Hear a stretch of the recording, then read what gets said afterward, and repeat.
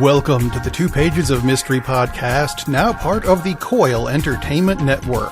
I'm your host, Rob Steele. If you are a writer and have ever tried to get published, you know it's not easy. But that is the purpose of this show, is to make it easier. Because you can't get published by a big publishing firm until you've already been published by someone other than you. See, the self-publishing thing is great for getting your book out, but you don't get any of the perks of being with a big publishing firm. And you can't get to the big publishing firm unless you've been published by a big publishing firm, which makes no sense at all. So, the idea behind this show is, send me your short stories. I will turn them into ebooks and audiobooks. The ebooks will be published on the website. The audiobooks will be part of this show. And when it's all said and done, and I can say this now, it will be put into 2 Pages of Mystery Volume 2. That's right. It's coming out in a tangible, hard copy form. Volume 1, available now. Check the website, 2pagesofmystery.com. And if you want to get your story in 2 Pages of Mystery Volume 2, which will be coming as soon as I get enough stories to put it together, check out the rules for the stories. Not that there are many. They're on 2pagesofmystery.com as well. And while we're at it, I'd also like to go ahead and thank iTunes, the Google Play Store, and the Happy Hour Network for passing the show along. Because it's a fun show. Stick around because, starting right now, this week's audiobook, Lieutenant Cooper Wright investigates the possible murder of a wealthy philanthropist in The Good Samaritan.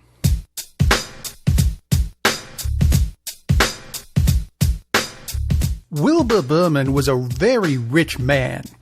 I'm not sure if his popularity was global or not, but locally he was known by just about everyone. He made his money through a series of small inventions. For example, he didn't make the refrigerator, but he did make a new type of cooling unit that made them more efficient, patented the unit, and sold it to all the refrigerator manufacturers. But he was a rare breed of inventor. Sure, he took his money and bought a nice big house and lots of stuff, but every year he gave away several $1 million. Not to charities, but to individuals. He'd find a homeless person and just hand them a brown bag full of $100 bills. Sometimes he'd find a needy single-parent family and give money to them. He'd set up scholarships.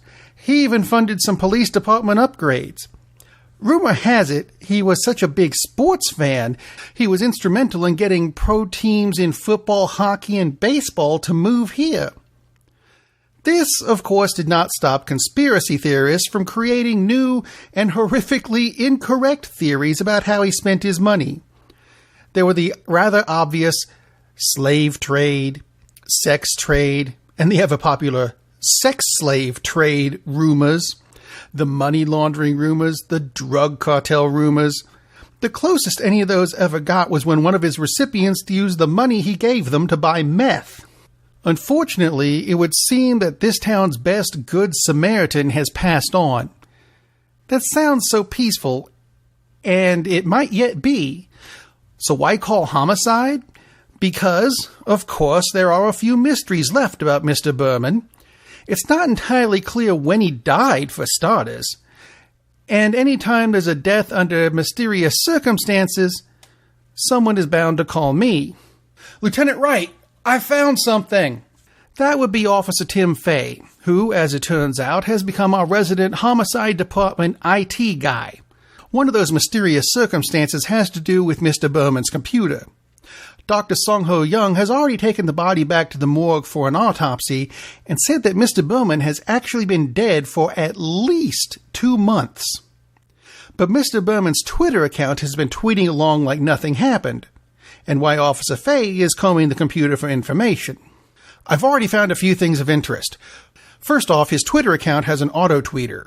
He says things like that so matter-of-factly, as if I know what he's talking about. You can set up a number of tweets to be scheduled to come out at later dates. That way you don't have to be online constantly. But that's not the most interesting thing. Check this out. He taps a few keys on the computer keyboard and a spreadsheet pops up with what looks like large amounts of random numbers. Congratulations, Timmy. You found numbers on a computer. I'm pretty sure my sarcasm is lost on him as he continues unabated. Exactly. I think there might just be a bit of a dark side to Mr. Berman. According to these files, Mr. Berman was a debt buyer. He may not recognize my sarcasm, but he does recognize the befuddled expression on my face. A debt buyer is someone who buys debt from a creditor at pennies on the dollar, and by pennies I mean 1 or 2, and collects the debt from the debtor at an increased interest rate. Let me get this straight. You can buy debt from a credit card, jack up the rate, and collect on that debt? Yes, sir. There are times when Tim's a little perky. Note to self, switch Tim to decaf. It's actually a pretty easy way to make a lot of money, provided you can get the debtor to pay. But if you can't, you just sell it on to someone else. So what kind of debts was Mr. Berman buying? Well, it looks like all kinds. Here's a woman with about $300,000 in medical bills. Here's a couple with mortgage issues. Here's a guy with a $125,000 phone bill. How the hell do you get a $125,000 phone bill? Well, let's see. Tim punches a few keys and more details pop up. Todd Vowell, age 23, says he didn't realize his toddler got his phone, set it to silent, called Peru, and lost the phone in the couch on a full battery charge. I suppose that's plausible.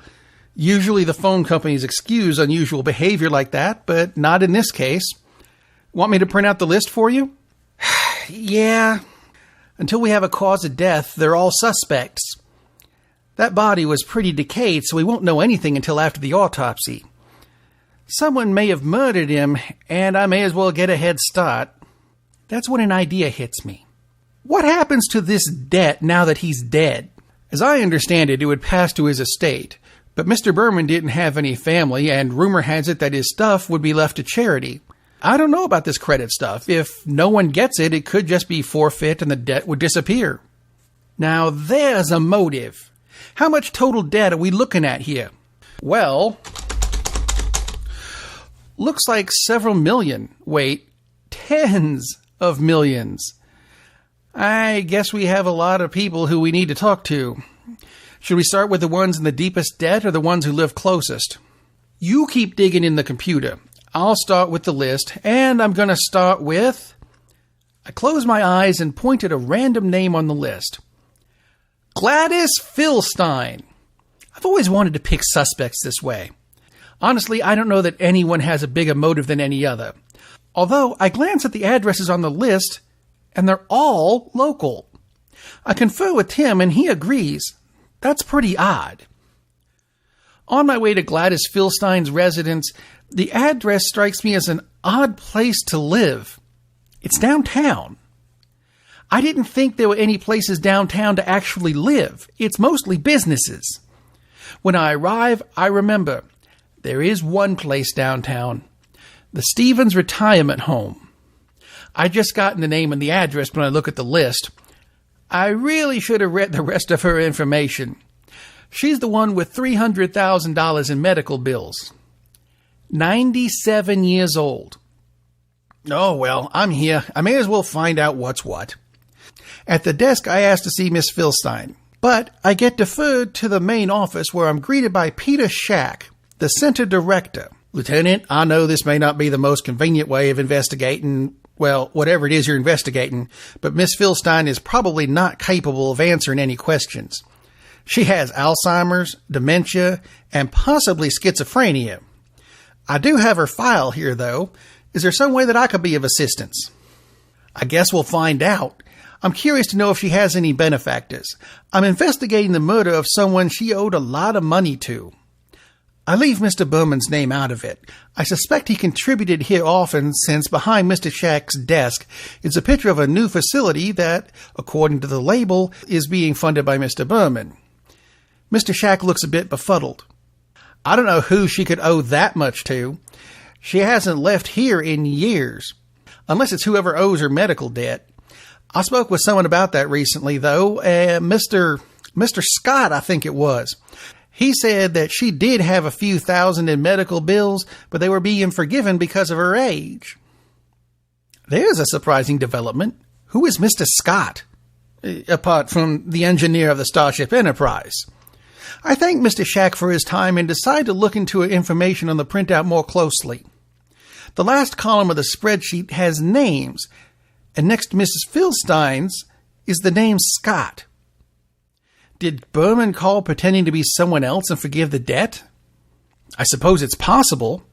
Some of the other names look familiar, but I can't readily place them. Anderson, Eisen, Brando, Edwards, Cohn, Patrick, Myers, Steiner. There's a pattern, but it's not clicking yet. I look at the addresses for one close by and choose Mr. Vowell, the guy with the unbelievable phone bill, and the name Patrick in the last column. Mr. Todd Vowell lives in a small house, thankfully not in August Acres. Nice little neighborhood, and his wife Shelby is the one who answers the door. She's a bit apprehensive, but that's understandable if a law officer comes to your door and asks for your spouse. He hasn't done anything wrong, has he? I explain the situation the same way I did to Mr. Shack, and she says, But we got a call about that. Patrick. Daniel Patrick. He's the guy who called and said the phone company decided to believe our story and remove that charge. We don't even know anyone in Peru. I'm rather inclined to believe her. As soon as she said phone company, behind her in the living room, a small child clad only in a diaper waddled by with what looked like a cell phone in each hand. I point that out to Mrs. Vowell, and she responds, We bought this for him after we got the bill. They're not connected to anything. She reaches in her back pocket and pulls out a cell phone that is bungee strung to a belt loop on her jeans. We got these too. $15 on a website. I can get you the address if you want. I smile and decline, thanking her for her time. 2 down, only about 100 more to go. On the way back to my car, I reach for my phone and have it unlocked when it starts to ring. It startles me and I almost drop it. Maybe I should go back for that bungee address. It's Dr. Young. That's who I was going to call anyway. We seem to have developed an uncanny sense of timing. Well, Cooper, I think we have some developments that are going to close the case for you. First of all, Mr. Berman died of completely natural causes. We got a hold of his medical records for confirmation, but he had stage 4 liver cancer to go with stage 3 lung and colon cancers. For a man of 67, he had a lot of health issues, but those were the biggies. I'm going to transfer you to Tim now.